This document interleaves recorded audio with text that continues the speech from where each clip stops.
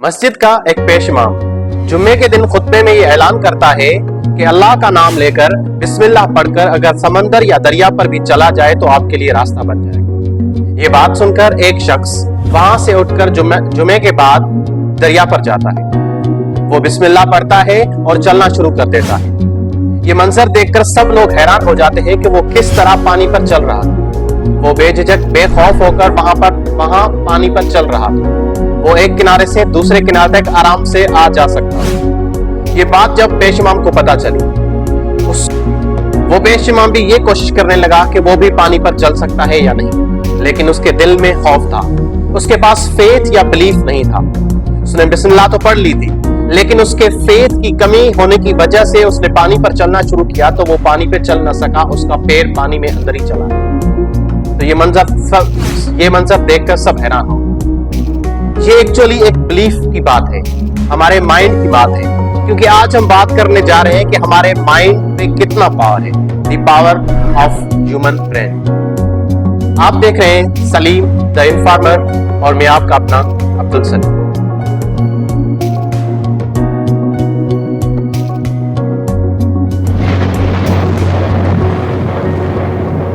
When Dyer की एक quotation है कि चीजों को देखने का तरीका बदलो, चीजें खुद ब खुद बदल जाएंगी। वेन डायर इस कोटेशन में यह कहना चाहते हैं कि आप अपने आप में एक चेंज लाओ, आप अपने आप में एक तब्दीली लाओ कि आप चीजों को देखने का तरीका बदलो। जिसका मतलब यह है कि आप चीजों को पॉजिटिव तरीके से देखना शुरू कर दो।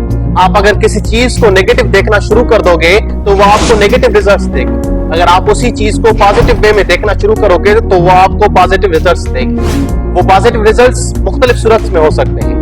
लॉ ऑफ अट्रैक्शन, यहाँ पर हम बात करने जा रहे हैं लॉ ऑफ अट्रैक्शन की, कि जो सेम चीजें होती है वो एक दूसरे को अट्रैक्ट करने की कोशिश करती हैं। इसी तरह जिस चीज पे आप फोकस करोगे उस चीज को हासिल करने में आपको डिफिकल्टी नहीं होगी।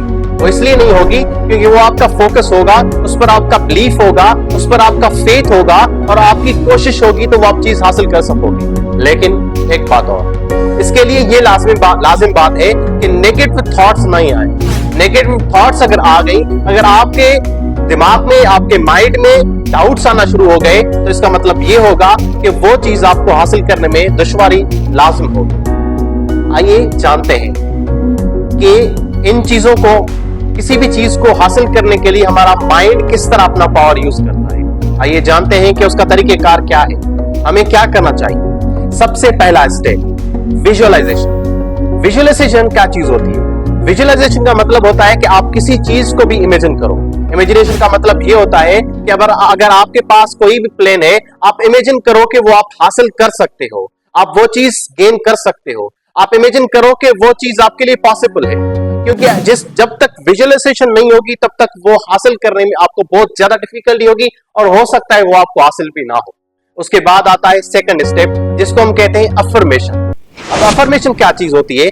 कोई भी प्लान है वो आपने इमेजिन कर लिया है, लेकिन जब तक आप उसको पॉजिटिव वे में नहीं लोगे, जब तक आप उसको पॉजिटिव थॉट्स में नहीं लाओगे, आप ये नहीं सोचोगे कि वो आप हासिल कर सकते हो, वो पॉसिबल है, वो आपके लिए डिफिकल्ट नहीं है, तब तक आप जो है वो चीज हासिल नहीं कर सकते हो। विजुअलाइजेशन के बाद आपकी दूसरी चीज आ गई अफर्मेशन, और उसके बाद आपका तीसरा स्टेप आता है जिसको हम कहते हैं एक्नॉलेजिंग।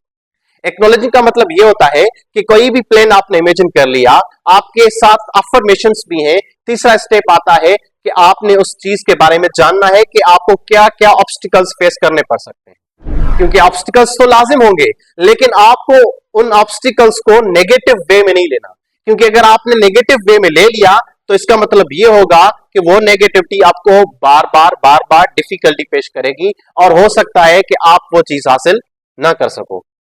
जोसेफ मर्फी ने एक किताब लिखी है जिसका नाम है the power of your subconscious mind. The power of subconscious mind में भी जोसेफ मर्फी ने यही बात लिखी है कि आपका माइंड एनर्जी प्रोड्यूस करता है किसी भी चीज के होने के लिए। फॉर एग्जाम्पल, दो दोस्त जा रहे हैं, वो एक बाइक पे सफर कर रहे हैं, रास्ता खराब है। एक दोस्त जो पीछे बैठा हुआ है वो कहता है कि यार आज रोड की हालत बहुत खराब है, हो सकता है हमारे बाइक का टायर पंचर हो जाए। और थोड़ी देर बाद वो यही सिचुएशन फेस करते हैं उनकी बाइक का टायर पंक्चर हो जाता। एक्चुअली वो किस तरह हुआ, वो एक एनर्जी प्रोड्यूस हुई just because of his negative thoughts.